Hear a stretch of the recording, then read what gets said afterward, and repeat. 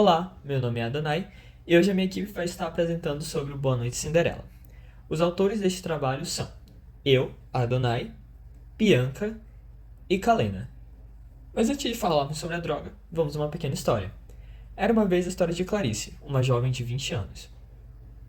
Clarice havia acabado de conseguir entrar na Universidade Federal de Minas Gerais, pelo Enem, onde iria cursar ciências farmacêuticas. Logo, ela se mudou de sua cidade natal para morar com sua avó em Belo Horizonte. Ao entrar na faculdade, Clarice logo tratou de fazer novas amizades. Todavia, fazer novas amizades era um verdadeiro desafio para Clarice. Isso porque durante a sua infância e adolescência, a mesma era muito constrangida e sofria bullying diariamente, por possuir a condição conhecida como estrabismo. Isso trouxe sérios danos à saúde mental de Clarice, o que fez com que não só desenvolvesse ansiedade social, timidez, como também uma depressão profunda, levando a mesma a ter pensamentos suicidas. Ao ir a um festival de música eletrônica, Clarice acreditou que a sorte finalmente estaria sorrindo para ela, pois lá conheceu um jovem rapaz respeitoso e amável com quem acreditava ter uma conexão de alma e que agora não se sentiria mais sozinha. Ao final da festa, o jovem ofereceu um docinho para com que Clarice se sentisse melhor e que ela deveria dissolver em sua bebida. Clarice, após um tempo, se sentiu extremamente sonolenta e cansada e acabou por desmaiar. Ao acordar no dia seguinte, no quarto do jovem rapaz, Clarice não sabia o que tinha acontecido. O que será que aconteceu com a jovem Clarice? Por que ela teve esses sintomas e o que pode ter acontecido? O que muito provavelmente aconteceu com a jovem Clarice é que ela foi vítima de um golpe. O golpe conhecido como Boa Noite Cinderela, em que ocorre a ingestão de um composto que é inserido em uma bebida alcoólica, visando disfarçar o amargor que é causado por esse composto. Os benzodiazepínicos são uma classe de medicamentos muito famosa no meio clínico. Isso porque as drogas desta classe são utilizadas tanto no tratamento da ansiedade quanto da depressão. Porém, são também as principais drogas utilizadas no golpe do Boa Noite Cinderela, em especial flunitrazepam. Mas por que será que os benzodiazepínicos são tão utilizados neste golpe e não outras classes medicamentosas? Será que foi ao acaso que aconteceu essa escolha? Ou será que há um motivo especial para esta ser a classe predominante no golpe? E por que o flunitrazepam é também o mais utilizado neste golpe? Pois bem, para responder essa pergunta, precisamos antes entender a toxicodinâmica destas drogas, ou seja, como esta droga vai exercer seu efeito em nosso organismo. E para isso, precisamos do mecanismo de ação. Pois bem, os benzodiazepínicos, eles são muito conhecidos na prática clínica por seus efeitos ansiolíticos e antidepressivos, conforme citados anteriormente. Mas isto tudo está diretamente relacionado a uma molécula conhecida como GABA. Então, o GABA nada mais é do que um neurotransmissor sintetizado a partir do glutamato no sistema nervoso central, que vai induzir a abertura dos canais de íon cloro. Isso vai acontecer porque a gente vai possuir o receptor GABAérgico associado aos canais de cloro, localizado nas membranas dos neurônios no sistema nervoso central. Vai ser esse receptor associado aos canais de cloro que vai permitir com que, ao se ligar com o neurotransmissor GABA, haja uma abertura dos canais de cloro e assim o cloro que estava no meio extracelular possa ir para o meio intracelular. Pois bem, o que acontece quando os benzodiazepínicos se ligam aos receptores GABAérgicos?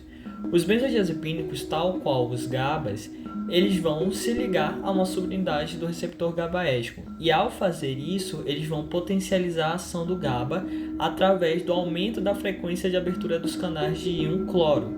Isso porque quanto mais íons cloros entram para dentro da célula, mas há uma hiperpolarização. E a hiperpolarização, ela impede com que haja um potencial de ação, funcionando então como uma inibição do potencial de ação, e isso vai gerar uma série de efeitos, como veremos a seguir. Consequência dos efeitos dos benzodiazepínicos, teremos alguns efeitos como tontura, sedação, sonolência e também amnésia. E vendo esses efeitos, já fica fácil imaginar por que os benzodiazepínicos são as drogas de escolha para aplicar o golpe do Boa Noite Cinderela, visto que eles têm a habilidade de incapacitar rapidamente a vítima, por possuir efeito sedativo, além de também causar amnésia a essas vítimas. Conforme falado no começo do vídeo, o álcool também desempenha um importante papel no golpe do Boa Noite Cinderela, visto que a droga será dissolvida em álcool para disfarçar o sabor e também potencializar os seus efeitos, visto que o álcool ele também é um depressor do sistema nervoso central e efeitos como tontura e sedação serão potencializados na vítima. Então, algumas das características toxicocinéticas do flunitrazepam, que é o principal composto benzodiazepínico utilizado no golpe, se referem a sua absorção, ele é bem absorvido por via oral, e a sua eliminação pré-sistêmica ela é de cerca de 15%. Além disso, ele vai ter um efeito muito rápido, cerca de 20 a 30 minutos ele já vai estar passando a exercer o seu efeito. Quanto à sua distribuição, ele é rapidamente distribuído e ele vai em direção ao líquido cefalorraquidiano, além de atravessar a placenta e também de ser detectado no leite materno, devendo ser extremamente evitado, principalmente por mulheres grávidas. Ele vai ter também uma afinidade ali pelos receptores GABA-A.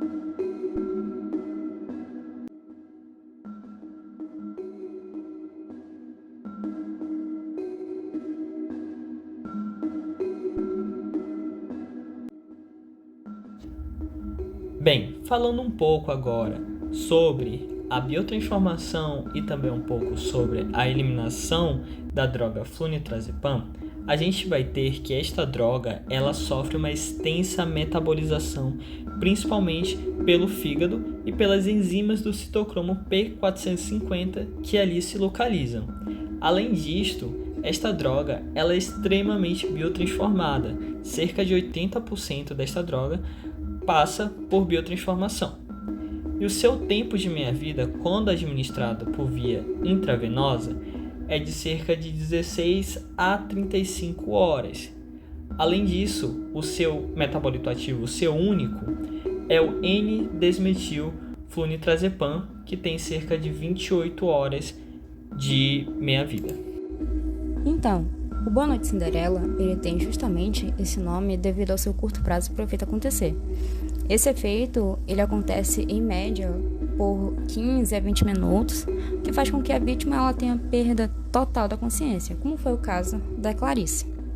A maioria desses casos, eles ocorrem mais com mulheres, podendo resultar em furtos, agressões físicas ou até mutilações.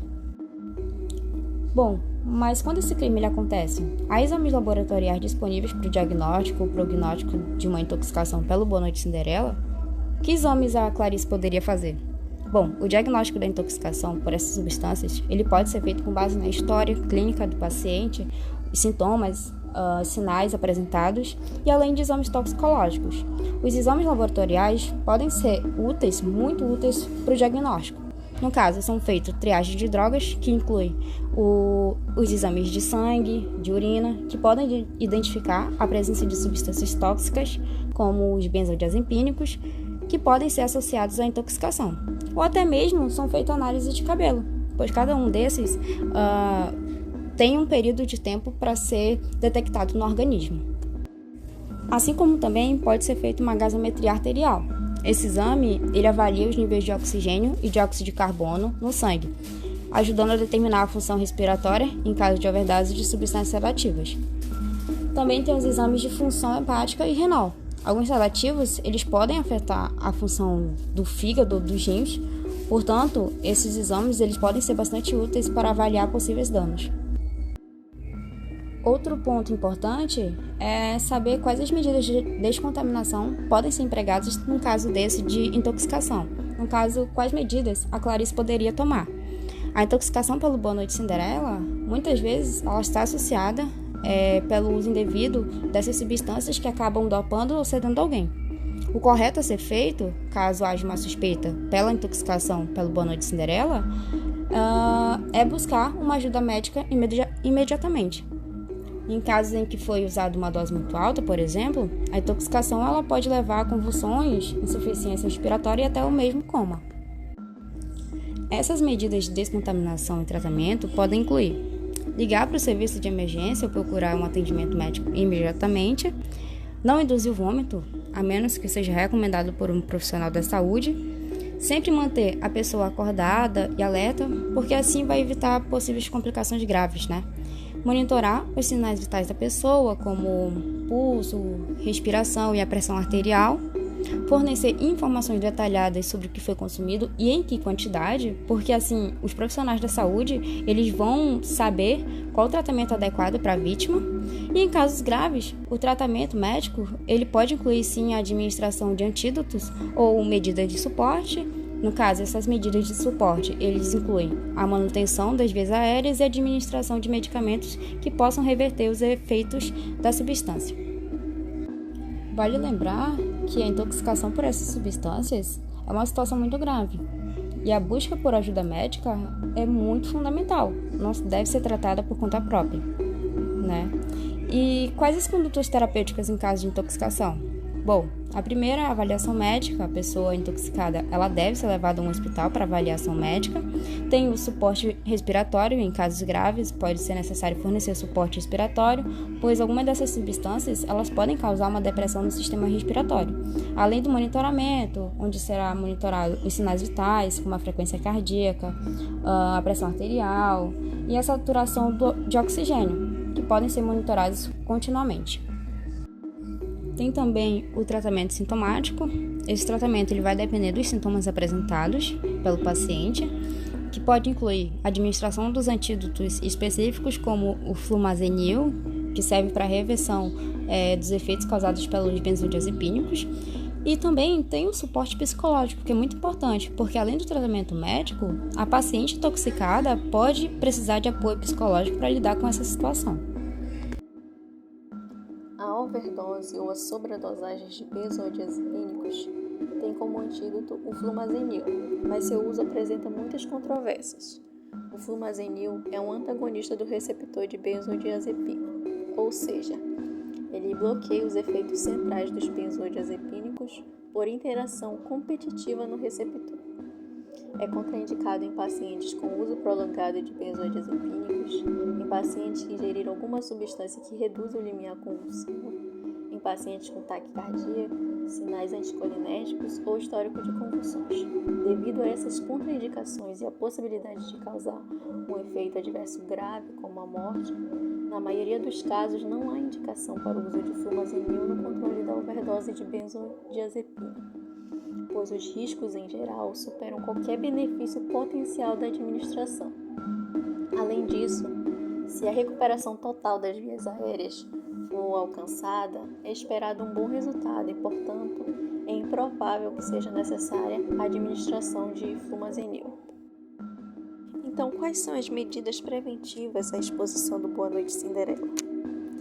As medidas preventivas à exposição do Boa Noite Cinderela são não aceitar alimentos e bebidas de pessoas estranhas, desconhecidas, manter o seu alimento, a sua bebida no seu campo de visão, observar as embalagens, se elas são bem lacradas, se elas estão bem fechadas sem a possibilidade de adulteração do produto, e também observar o aspecto, o sabor do alimento ou da bebida, uma vez que algumas substâncias elas alteram a coloração e o sabor da bebida ou do alimento.